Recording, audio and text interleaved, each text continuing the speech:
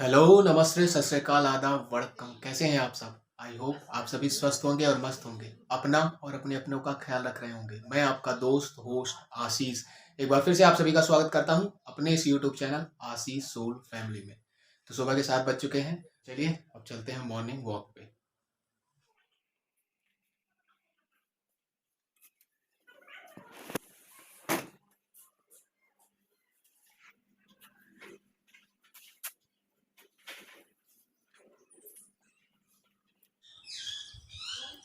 तो कल रात में पानी बरसा था, इस वजह से रोड जो है वो गीली है, पानी भरा है कुछ जगह। आइए चलते हैं आज मंगलम पार्क, वहाँ पे एक्सरसाइज भी करेंगे। कल एक्सरसाइज नहीं हो पाई थी। प्रोफेसर कॉलोनी में ओपन जिम है नहीं, यही प्रॉब्लम हो जाती है। वहाँ भी ओपन जिम हो जाए तो वो बेस्ट प्लेस होगा, ज़्यादा भीड़ नहीं रहती वहाँ पे। तो आराम से शांति सुकून के साथ जो है आप मेडिटेशन और प्रेयर कर सकते हैं, एक्सरसाइज अपना योगा नेचर के टच के साथ। बारिश हुई है, इस वजह से मौसम में फिर से एक बार ठंडक आ गई है।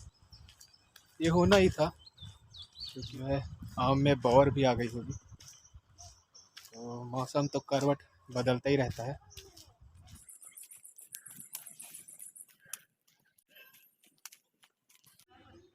तो आइए अब एक्सरसाइज करते हैं।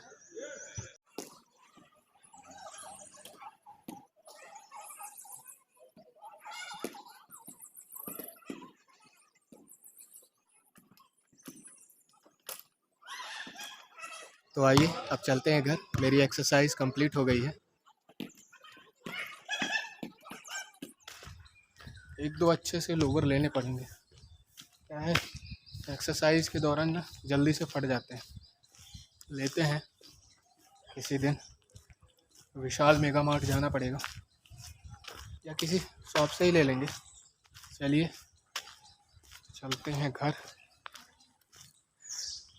चंदन सावदन चंचल चितवन, उस पे तेरा ये मुस्काना, मुझे दोस्त देना जग वालों, हो जाऊं अगर मैं दीवाना। चंदन सावदन चंचल चितवन, उस पे तेरा ये मुस्काना। तो पुराने गानों की कुछ बात ही अलग थी। आज के भी गाने अच्छे हैं। लड़की ब्यूटीफुल कर गई चल। सही, सही है बॉस, सही है, बिल्कुल सही है, सब सही है। गलत तो कुछ है ही नहीं, बस समय की बात। जो पहले कभी सही था वो आज के हिसाब से गलत हो सकता है, और जो पहले गलत था वो आज के समय में सही हो सकता है। तो टाइम डिसाइड करता है what is right, what is wrong. खैर, चलिए हम चलते हैं घर।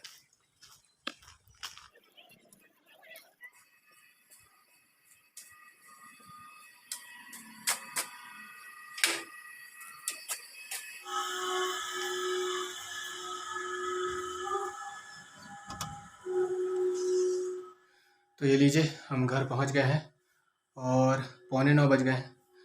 तो चलिए अब जल्दी से नहाते हैं और पूजा पाठ करते हैं, फिर मिलते हैं आपसे थोड़ी देर बाद।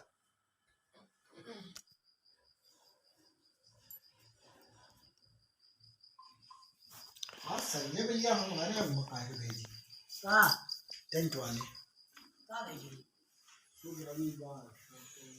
तो चलिए, तो नाश्ता अपना आ गया है, तो आइए अब नाश्ता करते हैं।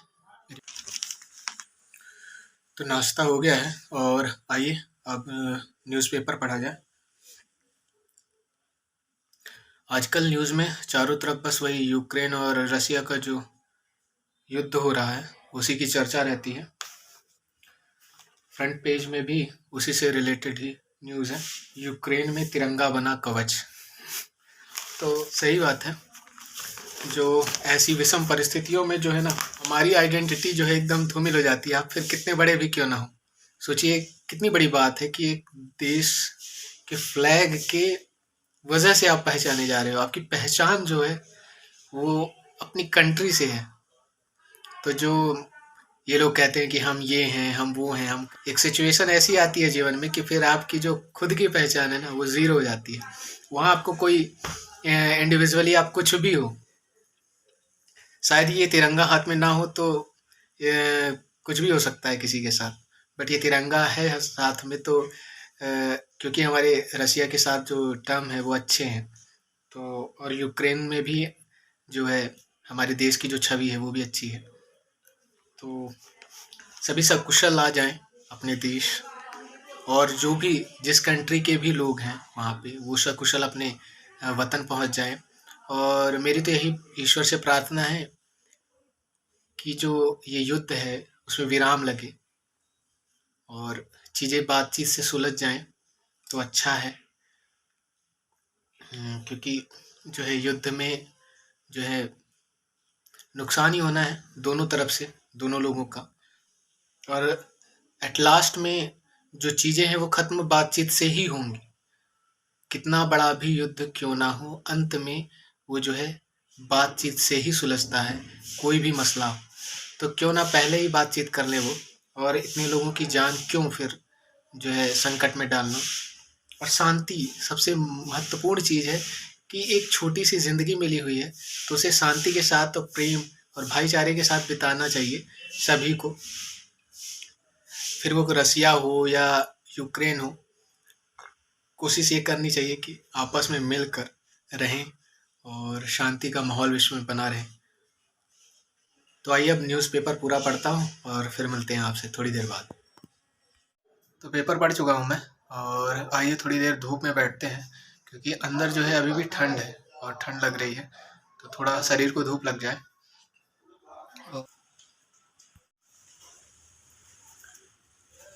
ये देखिए माऊ को, माऊ सो रही है एकदम से। माऊ, ए माऊ सो जा, आओ।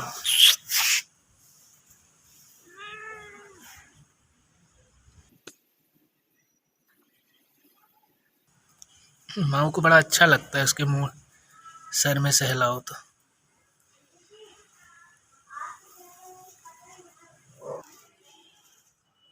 सो जा।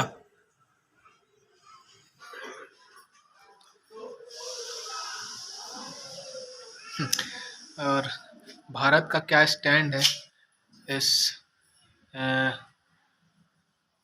यूक्रेन और रशिया के विवाद में, वो वही है जैसे हमें बचपन में सिखाया गया था कि किसी के लफड़े में पड़ने का नहीं। वो हमें इसीलिए सिखाया जाता है क्योंकि हमारी कंट्री के जो है ब्लड लाइन में यही है। इंडिया ने भी जो है यूएन सिक्योरिटी काउंसिल्स में जो रशिया के अगेंस्ट निंदा प्रस्ताव पारित हो रहा था तो उससे वॉकआउट कर लिया है। ना तो उसने अमेरिका के कहने पर रशिया के खिलाफ जो है वोट दिया और ना ही अमेरिका के पक्ष में। वैसे भी उसका कोई बहुत मतलब नहीं था क्योंकि जो रशिया है वो यूएन में स्थायी सदस्य है और उसके पास वीटो पावर है, तो वो उसको वीटो कर लिया है उसने। तो किसी के वोट देने या न देने से कोई ख़ास फ़र्क पड़ना नहीं था। इनके पास वैसे भी पावर है और कभी कभी तो ये लगता है कि इसका कोई मतलब नहीं है। कोई भी चीज़ आती है, कोई भी प्रस्ताव पारित होना होता है तो बड़ी बड़ी जो कंट्रियां हैं यदि उनके खिलाफ रहता है या उनके इंटरेस्ट के खिलाफ है तो वो वीटो लेकर आ जाती हैं।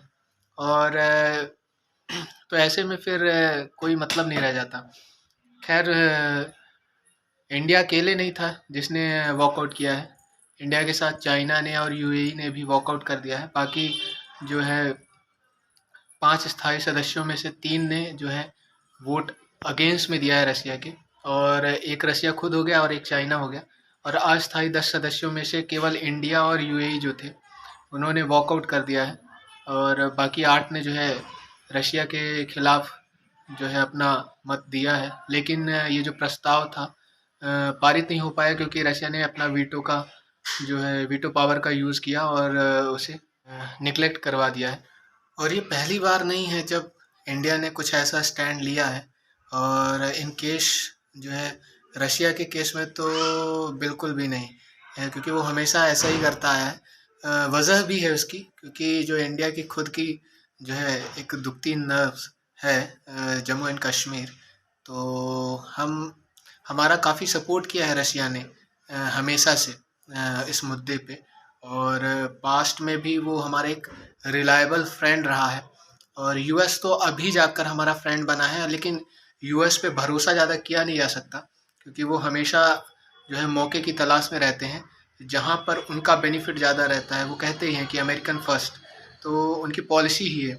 जबकि रशिया जो है एक जो ट्रू फ्रेंड होता है, उसकी क्वालिटी है उसमें, और उसने ये प्रूव भी किया है 1971 के वार के समय और हो या बहुत सारे हर जगह। मतलब जब भी ऐसा कुछ वाद विवाद होता है जम्मू कश्मीर को लेकर के पाकिस्तान से, या ऐसा कुछ इशू होते हैं, तो उसने हमेशा इंडिया का साथ दिया है। तो बस इसी राह पे इंडिया ने भी जो है अपने दोस्ती का फ़र्ज़ निभाने की कोशिश की होगी और यही स्टैंड लिया है इस वजह से।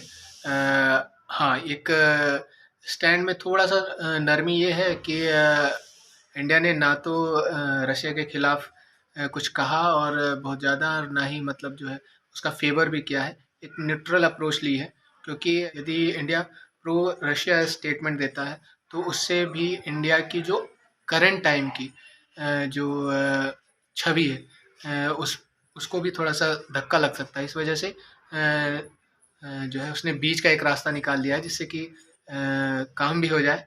और वो कहते हैं ना, कहावत है कि साँप भी मर जाए और लाठी भी ना टूटे। तो उसी हिसाब का कुछ समथिंग किया है। ख़ैर ये तो जियोपॉलिटिक्स है, कुछ ना कुछ चलता ही रहेगा। और छोटी-मोटी कंट्रियाँ नहीं हैं, बड़ी-बड़ी कंट्रियाँ हैं। पर एक बात माननी पड़ेगी यूक्रेन की, कि जिस हिसाब से रसिया का जो अप्रोच है और जितनी बड़ी वो कंट्री है, तो उसने झेला तो दिया है रसिया को। पर ठीक है, अभी ये भी नहीं कह सकते कि रसिया ने फुल फ्लेज वार मतलब घोषित कर दी है। एक लिमिटेड वे पे वो भी एक्शन ले रहे हैं, बहुत ज़्यादा एकदम रौद्र रूप कहते हैं ना जिसको, कि वो धारण नहीं किया है। नहीं तो यूक्रेन को तो मुझे नहीं लगता है कि आधे घंटे भी लगेंगे। रसिया भी ये देख रहा है कि फुल फ्लेज यदि वार करते हैं तो कहीं ऐसा ना हो कि फिर दूसरी कोई कंट्री जो है वो उस पे अटैक कर दे। तो उस वजह से भी हो सकता है। खैर छोड़िए इन बातों को, हम धूप लेते हैं। गुनगुनी धूप है, पीठ में पड़ रही है तो बड़ा अच्छा लग रहा है। अंदर क्या था, ठंड थी, तो आज मैंने स्वेटर भी नहीं पहना था। दरअसल ऊपर रूम बने हुए हैं तो उसमें धूप लगती नहीं है छत पे, इस वजह से जो है ठंड जो है बनी रहती है। और अभी पूरी तरीके से गर्मी आई नहीं है, इस वजह से ठंड का एहसास तो है। अब धीरे धीरे आने ही वाली है, कुछ ज़्यादा समय रह नहीं गया है शेष। तो चलिए थोड़ी धूप लेते हैं और फिर उसके बाद अंदर चलते हैं। तो देखते हैं कुछ जो डिजिटल इलेक्ट्रॉनिक्स है उसी को पढ़ेंगे, और उसी में देखते हैं क्या कर सकते हैं आगे।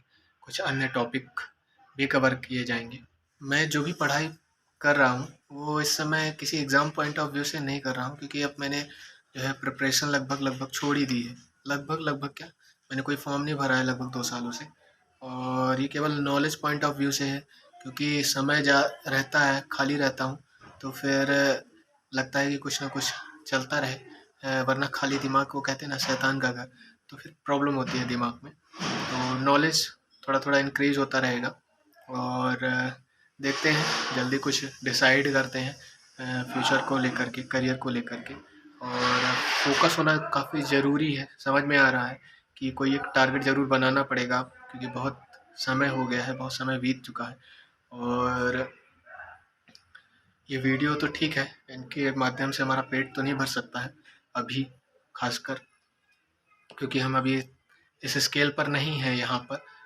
कोई ऐसी पहचान नहीं है हमारे इस चैनल की, और इतना ज़्यादा देखिए सपोर्ट भी नहीं मिल रहा है। बहुत सारे लोग हैं जो थोड़ा बहुत सपोर्ट कर रहे हैं। मैं छोटे बच्चे हैं, और कुछ एक आध दो लोग हैं जो थोड़ा बहुत सपोर्ट कर रहे हैं, बाकी इतना ज़्यादा कोई सपोर्ट है नहीं।